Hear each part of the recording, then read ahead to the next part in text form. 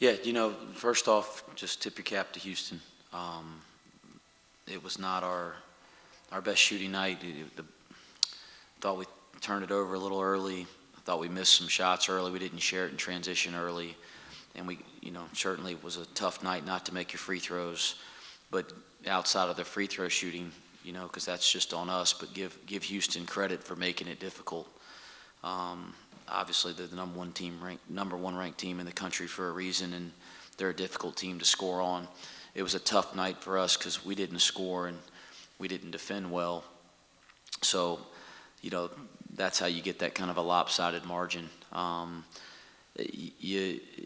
you're in these positions and you lose in the conference tournament, especially knowing that we're not going to be in the NCAA tournament, you feel for the guys that have no eligibility, and that's the first thing that I always think about as a coach. And Dave DeJulius and Kalua Zekbe and Rob Fennessy, whose year ended prematurely.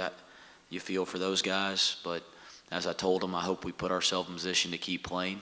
And we'll find that out tomorrow night when the NIT bracket comes out. So down, frustrated. I know these guys are too. It's been a year where you're proud as a coach on how your team's responded over and over again, and I like the way we responded coming out in the second half tonight. I thought they came out, and I knew they would, came out and played their hearts out to try to get back in the game, but we dug a pretty good hole, and it just wasn't quite enough. Questions, please. Raise your hand. We'll get the mic to you. We'll start with Justin over here. Coach, it seemed like you guys had a lot of confidence after yesterday's game. Just what was the mentality from your perspective heading into this one, and then maybe the response when Houston jumped out to that early lead? Yeah, the preparation was good. The kids were really locked in film last night. And, well, it's a conference tournament. You don't have a lot of time to go through a lot, but we've played them twice. I think especially at Houston, I think our guys felt like we can not just play with them, but we're capable of beating them. So I think we felt good coming in, but as you mentioned, it just didn't get off to a good start.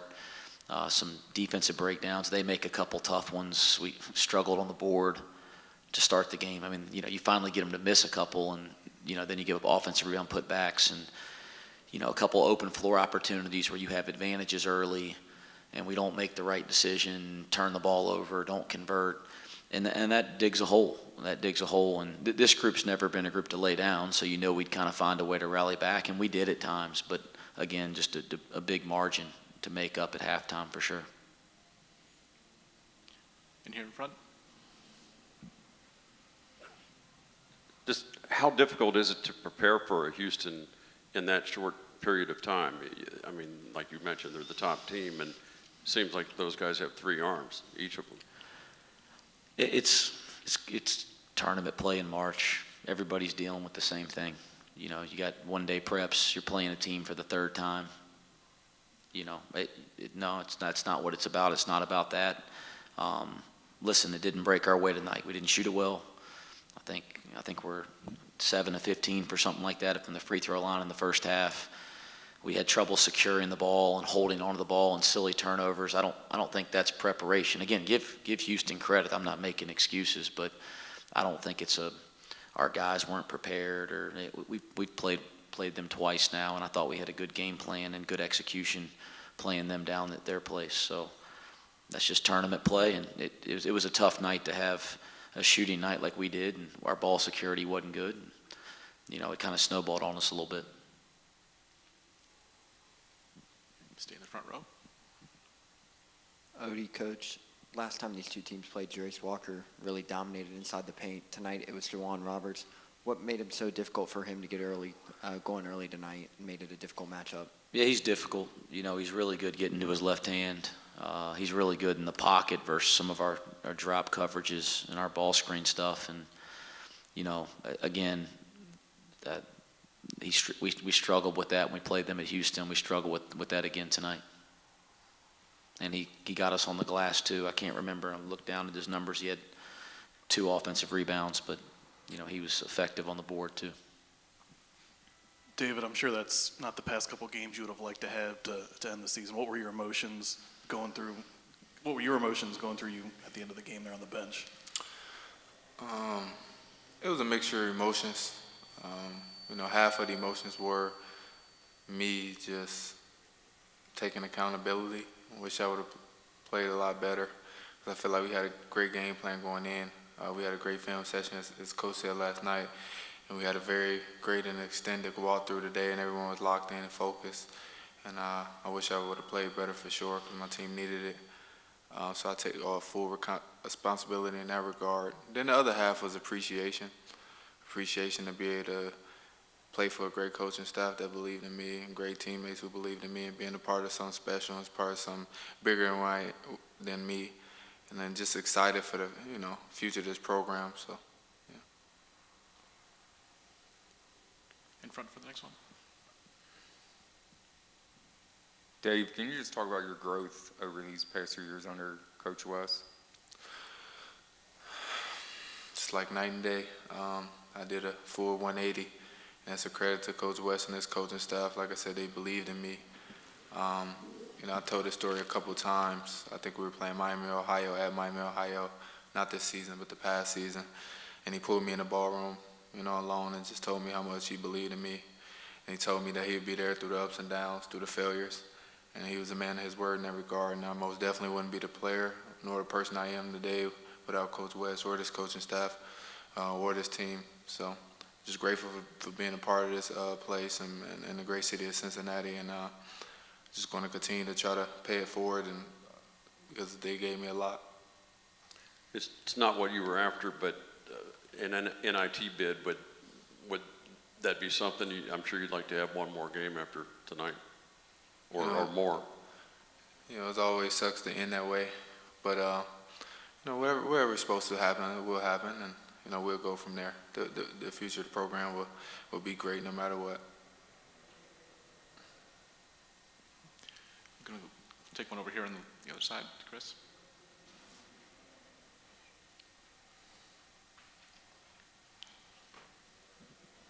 Coach, just how would you assess this season so far, even if you will have postseason play continuing?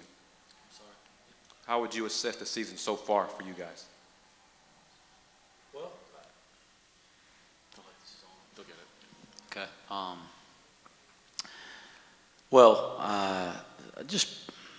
I'm proud. I'm proud of our team, and proud of our guys. You always want more. You're at Cincinnati, and you the standard is to play in the NCAA tournament. So there's no escaping that. But with that aside, you're proud. You're proud of the way this group has responded time and again. And it's kind of like echoing David's remarks. It says so much about the people in that locker room and the guys that show up to practice every day. And like David, I'm not just saying it because he's sitting up here. Like his leadership and his resilience and his toughness. This season could be a disappointment in so many ways, and it hasn't been. It's been something I'm proud of, and it says a lot about those guys, and it says a lot about these guys to my left, and specifically David, because he's been the leader of this group, and this group has responded to him all year, and that's why we've kept fighting. And there was times it looked difficult, especially early in the year. We'd lose John and Rob, and we finally kind of figure it out a little bit, and then Vic and Rob go down within a 4-minute segment at Tulane, and this group kind of just kept coming. And so, yeah, do I want to be playing in the NCAA tournament? Yes. So we probably a couple games. We've lost some really close games. We've been in some close games against some, teams that'll be in that event. We're probably a couple wins away from being seriously considered. So you're disappointed about that, but at the same time, you're really proud of the guys that you're coaching, and you're proud of what you have done. Take two more. We have one in the front, and then we'll do one on the Zoom. Coach, Odie and Vic really got better as the season progressed. Can you just talk about their development under Coach Roberts? Yeah, Odie's improvement is remarkable. And sometimes when you sit in a press conference and you talk about guys' growth and improvement, you feel bad singling one guy out because there's so many guys in our program that have grown on and off the floor. But Odie's improvement's just absolutely remarkable.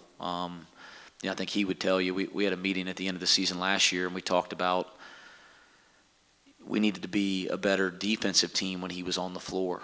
That it's not because of his role threat, we were a better offensive team and his offensive rebounding. And I mean, he's turned into one of the premier defensive guys in our program and in this league. I mean, it's amazing. Like, he went from the guy that we were worried about a year ago to a guy that we put on the best matchup in the front court every night, whether that's a perimeter-oriented swing man to a big, strong center.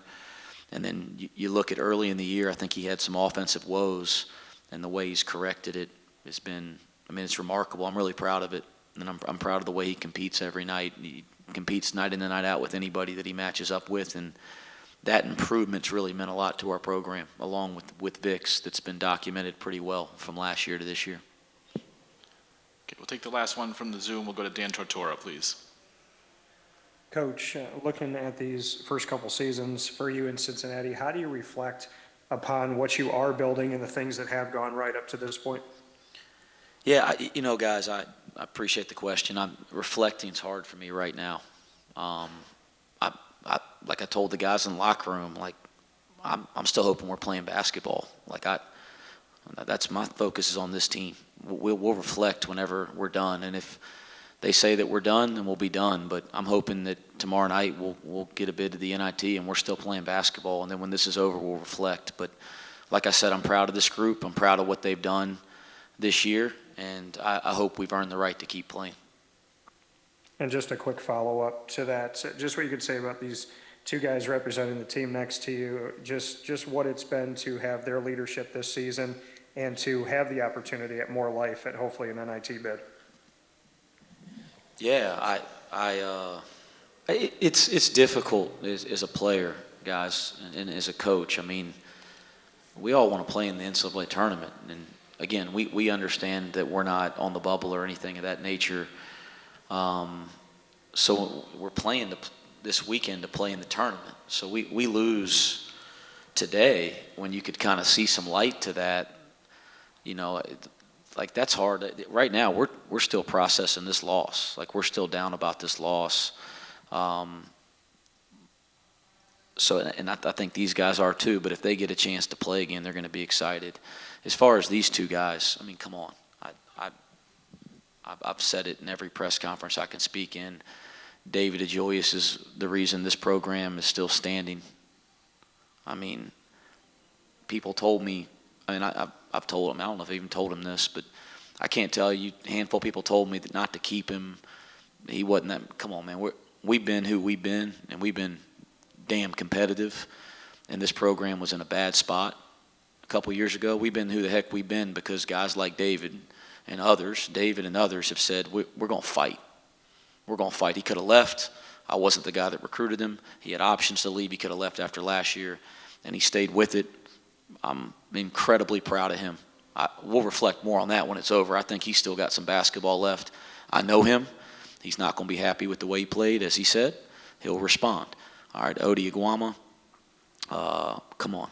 Again, we just talked about his improvement, and his leadership is by example. He does every day he works. He doesn't complain. Whatever we ask him to do as a team, he does it. And then his role, his skill set, like he's playing forward now. He was playing center last. I mean, it's amazing his development, but his leadership has been totally by example. He's a guy that everybody around can look up to by the way he approaches it every day, as is David. Cincinnati, thank you. Thanks. Thank you.